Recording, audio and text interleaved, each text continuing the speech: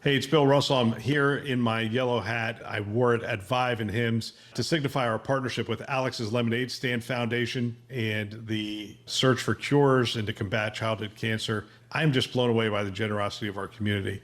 With the help of our partners, SureTest, Rackspace, CTG, and some of you giving individually, we were able to raise close to $40,000 at those two events. It is just exceptional. And I would like to thank all of you who have joined us in this cause. If you would like to be a part of it as well, go ahead and hit our page, thisweekhealth.com. You can go to the top blue banner that is on our homepage and click on that to give today. Thank you again for being a part of this effort and this cause. Today in Health IT, we're going to take a look at Sam Altman's blog, Sam Altman with OpenAI.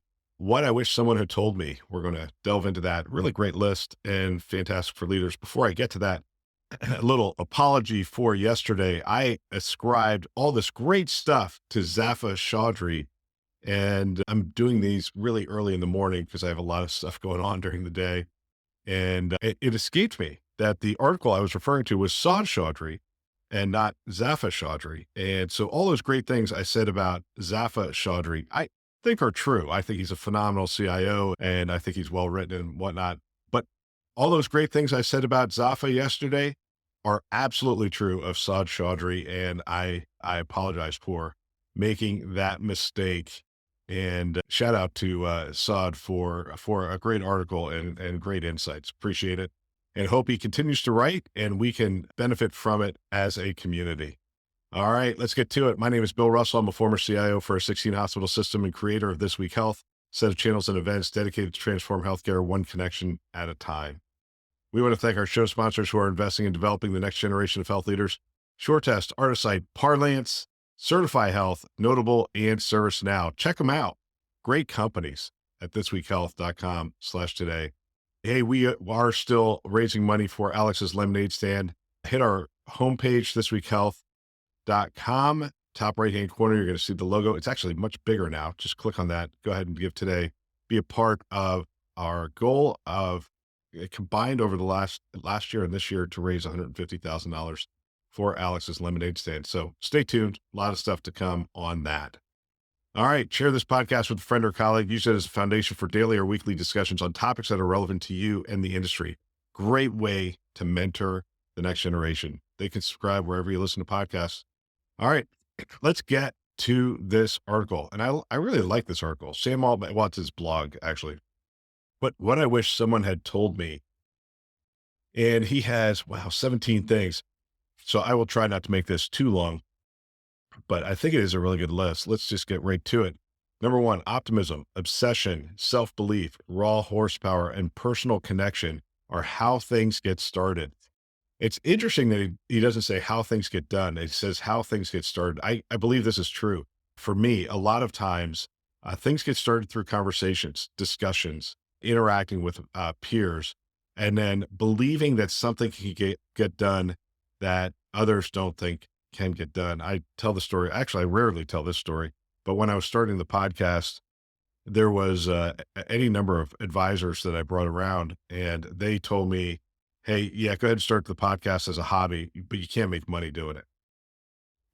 And we started it, and it, quite frankly, it is how we make money today. And it's a pretty significant endeavor. That was just one example. Another example, it's a 229 project and doing events. They said, hey, there's too many events on the calendar. You don't want to do this. You don't want to go down this path. The 229 project has found a distinct niche within the world and offering value to health system leaders, and it is off and running. So sometimes the conversations give you the ideas. People look at it and say it can't be done, and that optimism and belief in making something happen, make it a reality. Number two, cohesive teams, the right combination of calmness and urgency and unreasonable commitment are how things get finished. Long-term orientation is in short supply. Try not to worry about what people think in the short term, which will get easier over time. He says a lot in this one statement.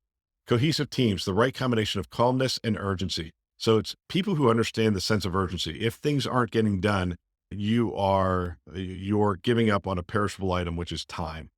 and you are not making progress with the time that has been given to you, and someone else will be.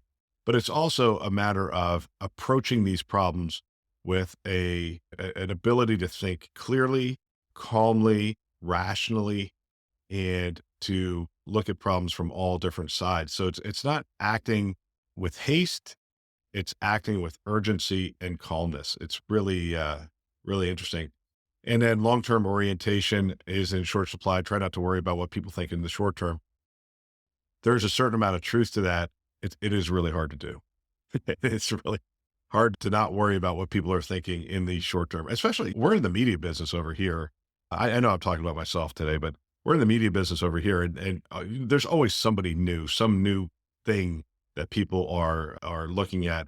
And we look at our ratings on a monthly basis. Are they going up? Are they going down? And looking at trends and that kind of stuff. It's hard to keep a long-term orientation on what our objective is. Anyway, and it's probably hard for you to do that as well, especially in the roles that you're in. There's a lot of people who are looking at you and relying on you. Clinicians are relying on you, patients are relying on you, the community is relying on you. It's hard to take any short-term losses and think long-term. You have to deliver short-term on a lot of things, and so it's hard to break out of that mindset from time to time. Number three, it's easier for a team to do a hard thing that really matters than to do an easy thing that doesn't really matter. Audacious ideas motivate people. It is so interesting. When I came into St. Joe's as a CIO, we laid out some audacious goals. And what was interesting to me is a bunch of people left the organization, and a bunch of people that were stuck in the organization in various places elevated very rapidly because they were energized, they were engaged, they were captivated by the vision. And we promoted some people very rapidly from frontline workers to managers, and even in one case to an executive, because they got it. They were excited about it. They had the skills and the gifts, and they were teachable, and away they went. And I really agree with this one that it is better to have audacious goals and ideas, and people will gravitate towards it. Number four, incentives are superpowers. Set them carefully. I have found that bonus programs and incentive programs over the years are are like playing with dynamite. I haven't played with dynamite. I have played with fireworks, and I have met people who have had fireworks accidents and have lost fingers and that kind of thing. It's playing with a powerful item. You have to be very careful. There are so many unintended consequences that happen when you set up incentive programs. I take a lot of time around those incentive programs, and you have to be very careful to not incent one behavior. Whatever the incentives are, that's what people are going to do, period. And it's interesting how much the incentive program takes over the salary. I have to constantly remind people hey, that's not in my incentive program. I'm like, yeah, that's what your salary's for. That's your job. Like, you have to do these things. The incentive is the over and above kind of things, but you still have to do these things. I shouldn't have to put your core job in your incentive program to get you to do your core job. That's what the $80,000 a year is for, to do that work. Anyway, it's very interesting. Number five, concentrate your resources on a small number of high conviction bets. This is easy to say, but evidently hard to do. You can delete more stuff than you think. This is, every CIO knows this. This is so critical to focus in on a few small bets that are going to have the biggest return. Even when the organization is wildly flailing at 100 different things, you as the CIO have to understand where to focus your resources. And a lot of times the CIO can almost do the silent veto. I don't recommend the silent veto. I hate the silent veto. But by focusing a lot of resources on the things that are the bets that are going to deliver the most for the organization, and somewhat starving the ones that are, silly. But be careful when you do that. You are opening yourself up. Number six, communicate clearly and concisely always. Number seven, fight bullshit and bureaucracy every time you see it, and get other people to fight it as well. Do not let the org chart get in the way of people working productively together. I used to have managers all the time who hated my management style because essentially I would get in the office early. Let's say 5 o'clock in the morning, get my work done by about 8. And I would start walking the floor. People would start showing up and I'd go into their office. I'd find out how things are going. What are your hobbies? What are you doing? That kind of stuff. And managers were intimidated by that. It's like, why are you talking directly to them? And I would make it very clear to those managers that we do not want to have these bureaucratic lines where people don't feel like they can approach the CIO. And there were times where that was invaluable. People came directly to me and said, "Hey, there's a problem with our storage array. Are you aware of it?" And I was not aware of it because the manager was trying to suppress and hide that from me because he thought it reflected on him. Actually, now I think it was a her, but it reflected on her. So she was not escalating that information to me, and we had to work through that. So fight the bureaucracy at every turn. Number 8, outcomes are what count. Don't let good process excuse bad results. There are people that are wired for process, by the way. They're wired to be operationally fantastic, and they get enamored with the great process that they set up. Celebrate those people. They're worth their weight in gold. They're fantastic to be a part of your organization, but emphasize outcomes are what matter most. We have a set of core values here, and one of our core values is effective, not busy. And it's that value right there. It's like outcomes matter. Being effective matters. Busy does not matter. I don't need to hear all the things that you did this week. I need to hear what we accomplished this week as an organization. Number 9, spend more time recruiting, take risks on high potential people with a fast rate of improvement.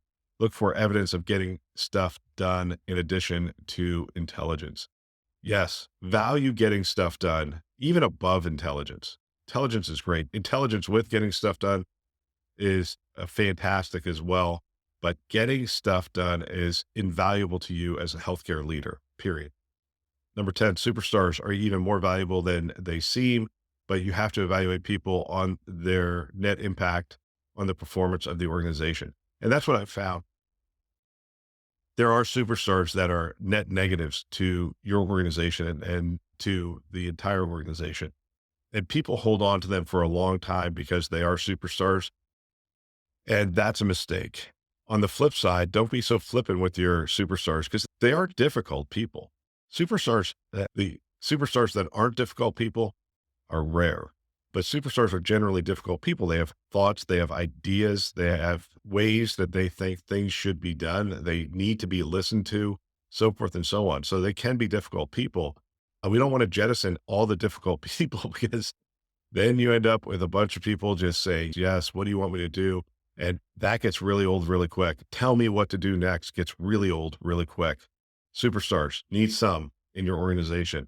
Don't let the toxic ones stay around, but the ones that are just difficult but not toxic, those are incredibly valuable people. Number 11, fast iteration can make up for a lot. It's usually okay to be wrong if you iterate quickly. Plans should be measured in decades. Execution should be measured in weeks. So plans measured in decades, execution measured in weeks. Wow, that's a massive statement. We could pick that apart for the next 20 minutes. Fast iteration makes up for a lot. It usually is okay to be wrong and iterate quickly. I agree with that. Iterate to perfection. We have a thing called crappy first draft to get that crappy first draft out there and iterate to perfection, iterate quickly. So we value getting stuff done, the crappy first draft, and we iterate getting to a better product. In fact, one of our core values is better. We believe we can do better on everything that we are doing every day. So we're constantly trying to iterate to perfection. Plans should be measured in decades. Execution should be measured in weeks. I think that's true. That's true for the most part, because some plans you look at in the short term and they looks like you've been successful, but if you look at them over the long term, they have not been. And let the numbers dictate if your plans have been successful or not. A lot of times we do not. We use a lot of anecdotal to measure our plans because we're afraid of actually using the numbers. Use the numbers, tell the real story. And execution should be measured in weeks. That is a very challenging idea for us to really, this is what Agile is all about. You're looking at execution almost on days. What did we get done today? What did we get done tomorrow? And if you keep getting stuff done today, over time, you're going to get a lot more stuff done. Focus on what's on your plate and get it done. Measure execution in weeks. I like that. I'm going to think about that and maybe come back to that. Not in this episode though, because we've run out of time. I'm going to keep going though. Don't fight the business equivalent of the law of physics. I'm not sure what he's talking about there. but there are things that are immutable laws that you have to take care of and don't fight them. Number 13, inspiration is perishable and life goes by fast. Inaction is in a particularly insidious type of risk. Inspiration is perishable and life goes by fast. Inaction is particularly insidious type of risk. I had to read that twice just to make sure I got it, but people get inspired, they get uninspired. This is why we put on weight and we struggle with discipline. But I like the second half of this, and I'm reading these things separately. Inaction is a particularly insidious type of risk. Not getting something done today. Hey, I have a free day. Not getting something done with that time is an insidious type of risk because time is perishable. I don't have the minute I just had, I don't get back. It's spent. Now I spent it with you. I think that's valuable. How are you going to spend the minutes that you do have today, both in work and in your personal life? 14, scale often has surprising emergent properties. I think that's true. I'm not going to expound on it. Number 15, compounding exponentials are magic. In particular, you really want to build a business that gets a compounding advantage with scale. I will leave that one. I'd like that one for my business, but I'm not overly sure it's relevant for yours. Get back up and keep going. Absolutely. Persistence, vigilance, whatever the word is, to take the hit, get up and keep going is important. You never know what's going to happen tomorrow. And just being around gives you the opportunity to see what might happen. And then the last one, working with great people is one of the best parts of life. Absolutely. Don't tolerate idiots. Don't tolerate jerks, especially in as much as it depends on you. If they work in your organization and you are allowing that to be a part of your culture and allowing that to be a part of your brand as an IT organization out in the culture, that's problematic. Have the boldness, have the courage to stand up to bullies, jerks, idiots, especially if they're bringing that in. Now, on the flip side, have some empathy and compassion and try to understand why people are acting that way. If there is an underlying issue, potentially there's something that can be worked out, worked through, worked on. That is a better approach than just jettisoning people all over the place, which has been a failing of mine in the past. Empathy, see people for who they are. Now, normally at this point, I would run through all 17, but you can hit our website, thisweekhealth.com/news. The article is right there on the news page because it has been uploaded and you can read the 17 items. I think there's a lot of value here for us. I rambled a little long today. Hopefully you'll appreciate it. I don't know, break it down into 2 parts. Listen to it on Saturday. And there you have it. That's all for today. Don't forget to share this podcast with a friend or colleague. Keep the conversation going. We want to thank our channel sponsors who are investing in our mission to develop the next generation of health leaders: SureTest, Artisight, Parlance, Certify Health, Notable, and ServiceNow. Check them out at thisweekhealth.com/today. Thanks for listening. That's all for now.